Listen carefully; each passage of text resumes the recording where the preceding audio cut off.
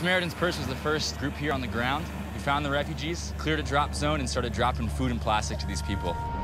I haven't seen anything like this before.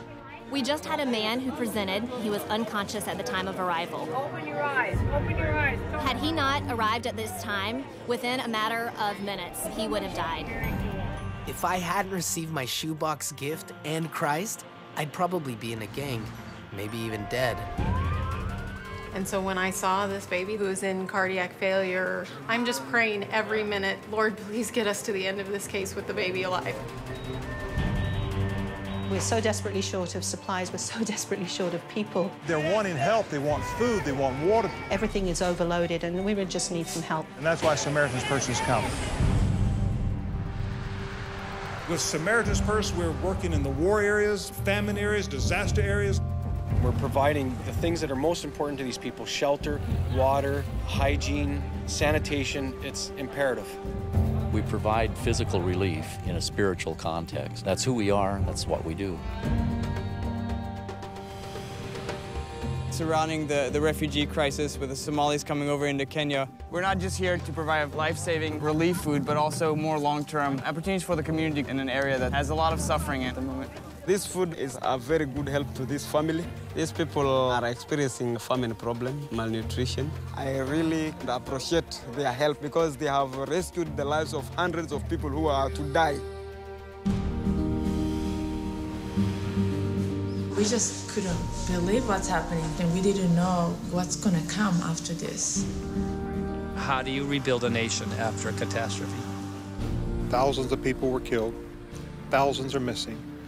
And I think it's in times like this we realize how small we are and how big God is. And yet we keep coming back to these disasters. And we don't do it for the dead. We do it for the living because we have to do something for them. We have to give them hope. We have to help them find peace and a future. And we're going to keep coming back. It's just amazing. 30 seconds, everything's gone. Everything you worked for your whole life. It's just amazing that somebody does this for somebody else. And I thank them from the bottom of my heart.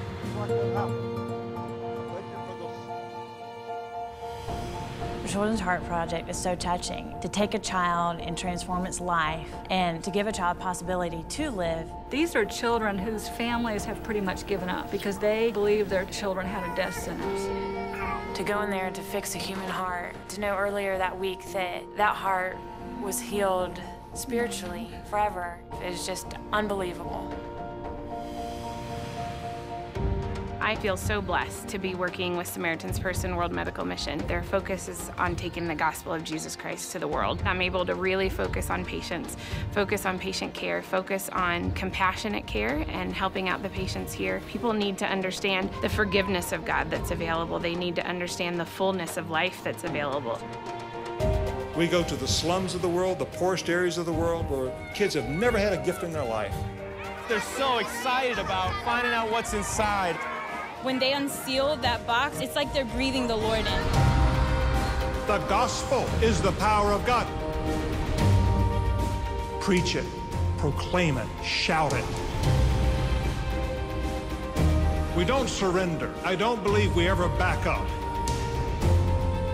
Jesus wants to take your life and use it for His glory.